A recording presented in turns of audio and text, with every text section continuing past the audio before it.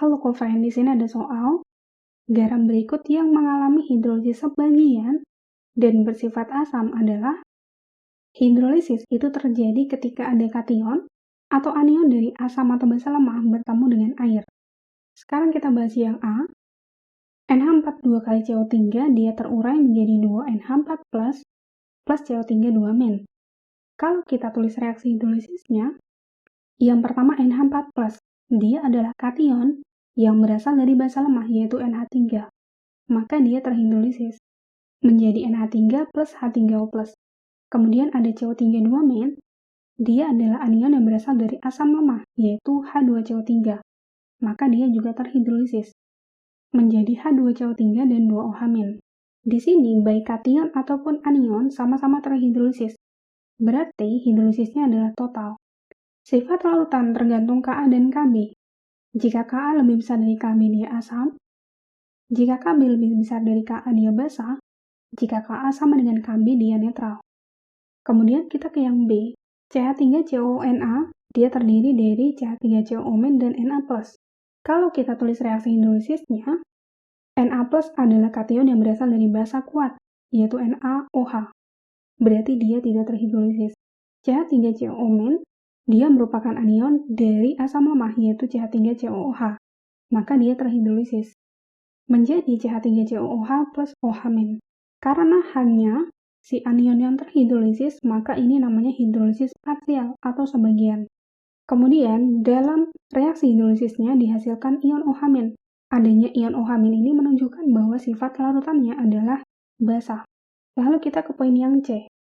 NH4 2 kali SO4 terurai menjadi 2NH4 plus SO4 2-.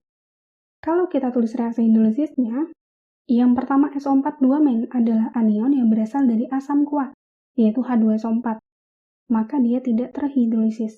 Kemudian ada NH4 plus, sama dengan poin yang A ya, dia terhidrolisis menjadi NH3 dan H3O+.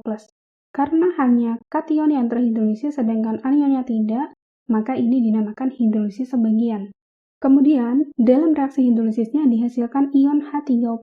H3O+, itu jika kita uraikan, itu terdapat H2O dan H+. Ada H+ di situ. Berarti adanya ion H3O+ ini menunjukkan bahwa sifat larutannya adalah asam. Lalu kita ke poin D, Na2SO4. Dia terdiri dari 2 Na+ dan SO4 2-.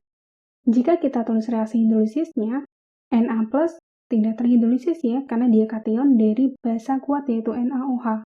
Begitupun dengan SO4 2-, karena dia anion dari asam kuat yaitu H2SO4.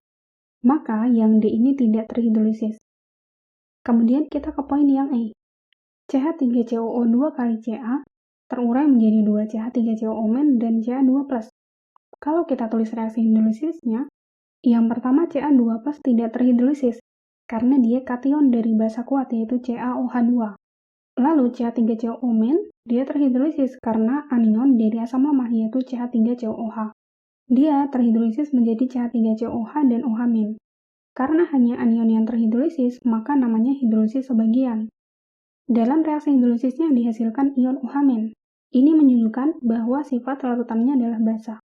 Berarti, hidrolisis sebagian dan bersifat asam itu adalah yang C. NH4 2 kali SO4. Oke, sampai jumpa di pertanyaan selanjutnya.